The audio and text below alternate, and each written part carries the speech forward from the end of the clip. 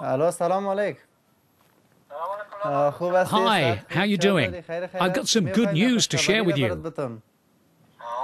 Go on, tell me. I just got my visa for France. As soon as I get there, I'll come to see you. Or rather, I'll give you my address and you can come to me. It'll be my turn when I know the area a bit better. Yes, of course. Haroon is 25. He spent 4 years as a translator for the French army. After a year-long process, he just received protection from France. He'll make the move in the coming days.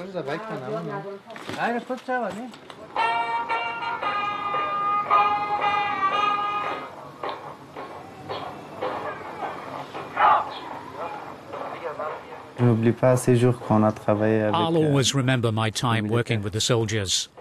The memories will stay with me.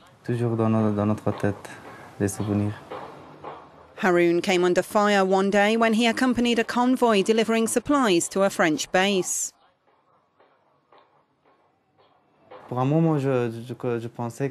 For a minute there, I thought we were dead because the insurgents were in a precise position on the mountain and we were at the bottom. It was really dangerous and everyone was shouting, which scared me a bit. Thankfully, we retaliated. We accelerated as we continued the journey, and the Afghan army came to help us. And after that, it was all okay. Otherwise, we would have been dead. But the conflict didn't stop when the French forces left in 2014. The Taliban rebellion continues, and Haroon is labelled a traitor. I'm proud to have helped the French military. My responsibility was to work, to help, to cooperate with the French soldiers, NATO, and everything else. I'm proud and I don't regret it. But there's a price to pay. Haroon now has to flee. Before leaving, he celebrates Eid with his family. Next Eid, I'll be in France. Oh, that's right. I'll call you on Skype. It's become too dangerous for our dear Haroon to stay here. We're happy he's going to France because he'll be able to live in peace. May God watch over you. I don't have any other choice. My life is at risk. If Afghanistan returns to peace one day, I'll be able to come back to help rebuild it. But I don't know when that will be. Today, Haroon is leaving his family and Afghanistan for the first time. He's heading to France, where a new life awaits him. But across town, Najib is not as lucky. He was working for Omid FM Radio Hope, which was set up by the French army in the conflict-torn Kapisa province. Threatened a number of times by the Taliban, he lives a reclusive life with his wife and 2 children in the Afghan capital. He says he feels like a prisoner in Kabul and moves around as discreetly as possible.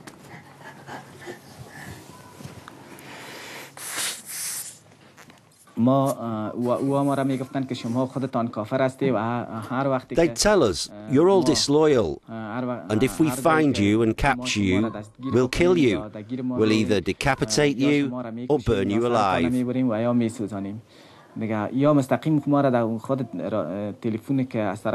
call the radio station and tell us that they knew our voices and faces, that they knew where to find us, that we'd never escape them.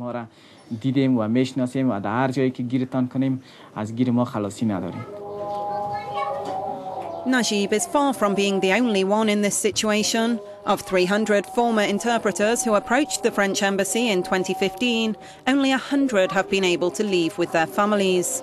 Others have had their residency visa requests rejected by France. Najib meets his former French interpreter friends in a house in a highly secure area of the Afghan capital.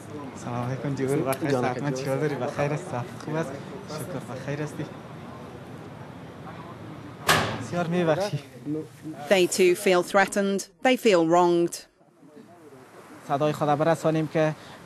want to speak out against this rejection. to have the reasons for it explained to us. What were the criteria? What did those who've left have that we don't? It's unfair. We went on missions, to village meetings. We were side by side with the French forces, and we're clearly identified as such now.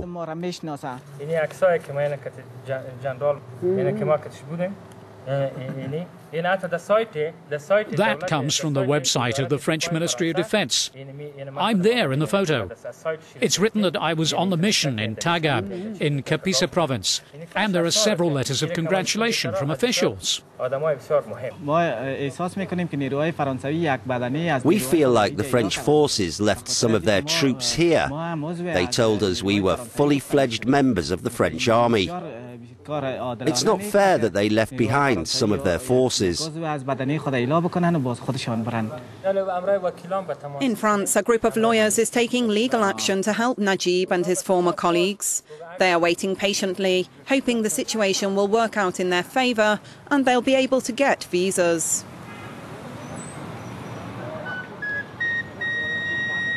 Many Afghans worked with and supported the international forces. Their presence also provided a windfall in one of the poorest countries in the world.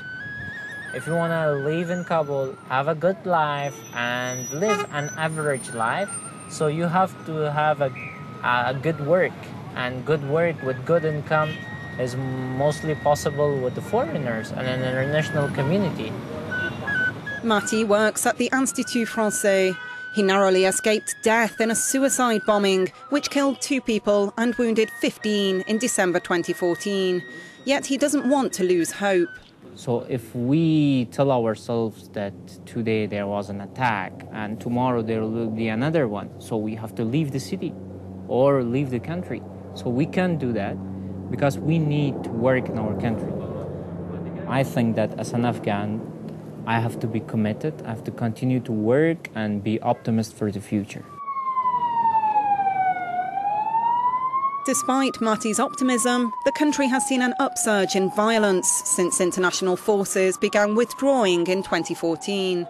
Just days after we met him, more than 80 people were killed and 230 injured in an attack on a peaceful protest in Kabul.